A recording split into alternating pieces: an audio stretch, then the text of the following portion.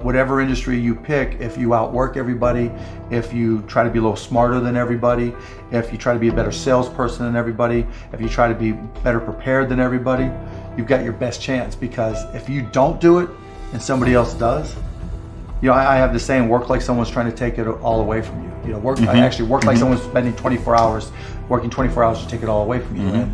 And that's kind of the way I look at it.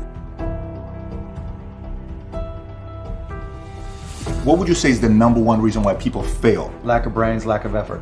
Lack of brains, lack of effort. Yeah, they don't do the work. They don't learn, you know. When you walk in the room, when you start a business and you start to talk about somebody, you're never in a vacuum with no competition, you know, unless you're just extremely lucky.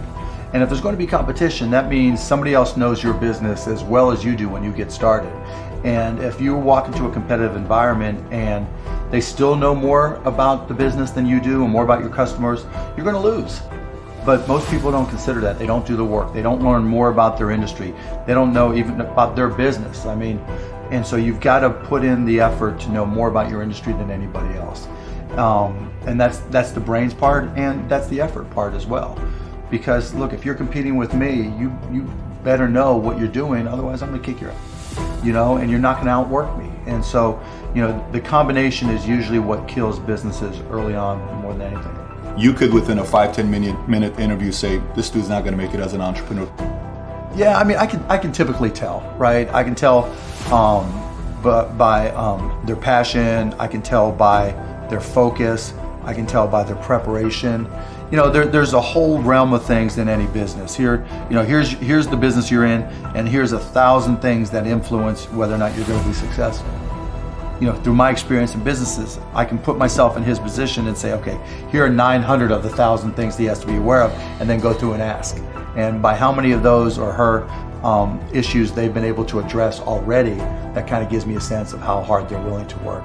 You know, and I can tell by the questions they ask me. So all I have to do is say, okay, what do you want to know? And, you know, when they start saying, what should I do? They ask you. Yeah, you know, and that's fine, right? And I want them to ask questions, but, you know, people like to say, you know, the only stupid questions are the ones you don't ask, and that's not right? Because the questions you ask tell whoever more about you than anything else you do. Because in particular, it tells me about your preparation. If you ask me questions about just basic things that you should have known and you should have down to a science, that's going to disqualify you almost more than anything.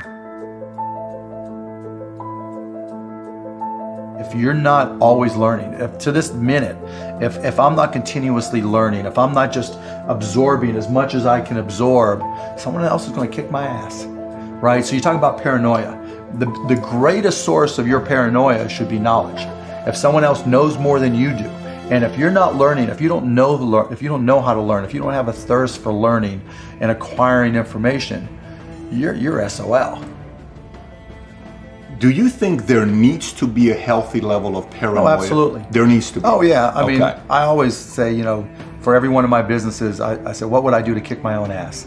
You right? So whatever business you have, there's somebody trying to put you out of business. There's somebody trying to take a bite out of your business. And it's better for you to figure out how they're going to do it rather than they do it.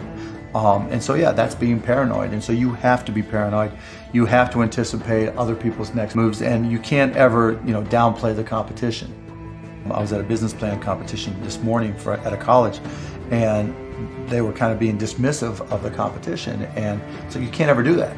You know, they're out there trying to take you down, and they're not just going to sit still. And if you're good, really, really good, you're going to inspire them to work even harder, faster, better. And so you have to be, you know, very self-aware of what you're good at and what other people are good at. And, you know, a healthy dose of paranoia makes a big difference. Is very helpful.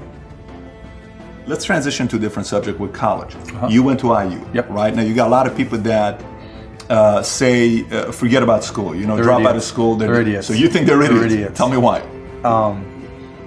If you're going to have and run a business, if you don't understand accounting, you're already behind the 8 ball. Can't you hire a guy that knows how to But run then accounting? they still have to communicate to you.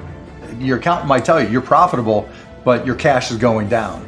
You know, not understanding a breakdown. And when you don't, You think you need college to learn that? yeah, I think you do, right? Because it may not, for some people, look, if you're so self-motivated that you can take an online course in accounting and teach yourself everything, you're way ahead of the game anyways. But most people aren't. I don't care if you go to a community college and take accounting and spend $99 for the class. Just, you know, spending the money forces you to be more obligated to do it. But accounting, finance, lesser extent marketing, sales if the school offers that, these are all that's the language of business. And so while it's possible to teach yourself these things, and while it's possible to hire them, when you're starting your own company, you don't want to have to spend money hiring an accountant. Well, let me take that. If you've gone through all these classes, you probably don't have to hire a lawyer to incorporate, right? You can probably figure out yourself. And so your cost of opening up a business drops. But even more important than all that, that's the blocking and tackling. That's the language of business. You know, the thing I learned at Indiana that was more important than anything else, I learned how to learn. And learning became far more important to me, because the one certainty in business is that it's always going to be changing. How does one entrepreneur increase the speed in areas that they can increase? There's certain things you can't control. Speed in what way? Speed of growing your business. All right. So how fast can I grow? Yeah, I mean, it just depends. You've got to know your own skill set, right?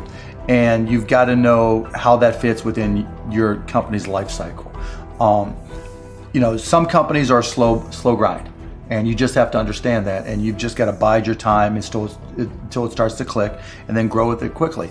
You know, if you're trying to release a product that needs to be ubiquitous, you've got to go as fast as you can, and then, you know, release a product, yeah, like a launch. Yeah, and you know, there's a lot of people who will say, you know, perfection is the enemy of profitability, right? And that doesn't mean you have to wait till it's a perfect product. It really just depends on what the product is. It, you know, a barbershop, right? Is it an app? Is it a service? Is it a product? But, you know, the key is looking for the low-hanging fruit. What customers are willing to write you a check or commit to it, you know, so that they're willing to integrate it into their daily lives or integrate it into their daily business.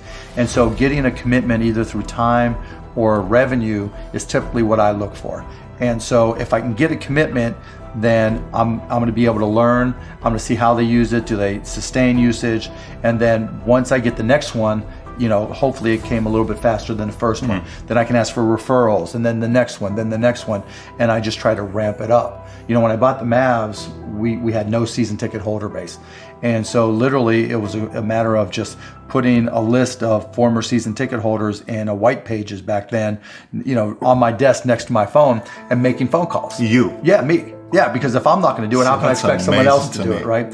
So just get on the phone. Hey, this is Mark Cuban. I'm the new owner of the Dallas Mavericks. You know, I'd like to invite you back for a game. It's not, though. This is my business. But you can't get regular sales guys to sometimes make those calls once they get to a quarter. You're a guy that's a billionaire. You're making those calls. But that's all, you know, and that's fine and good, right? Because everybody's got their own goals, right?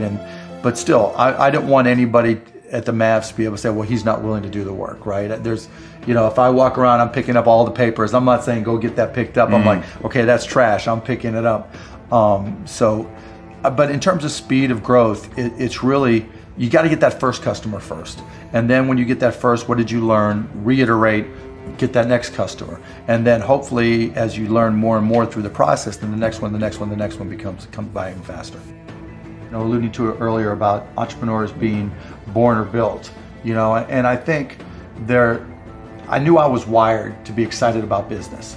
How or why, I don't know, but you know, and there's certain guys that have the genetics to jump out of the gym, right? There's certain guys, you know, that, you know, when they golf, they have the muscle memory and the discipline.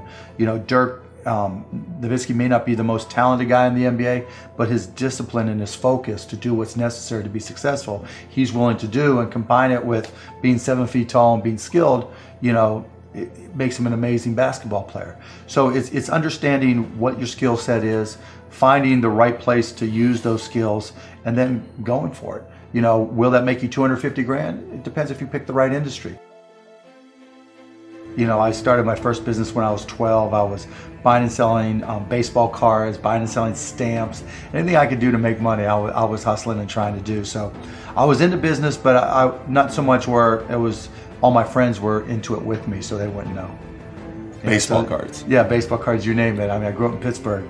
And so I would, probably even less than 12 years old, I would go out and buy a bunch of baseball cards that I collected, and I would package, I would say, okay, you're guaranteed to have a Pittsburgh Pirate in this package, and I would charge 3 times as much, and I'd set up on this park bench down in the park down in Scott Township where I grew up, and I'd have these little sales, and it was great. I made money, and I mean, it was, and I learned as much about business when I was 9, 10, and 12 as I learned any other time.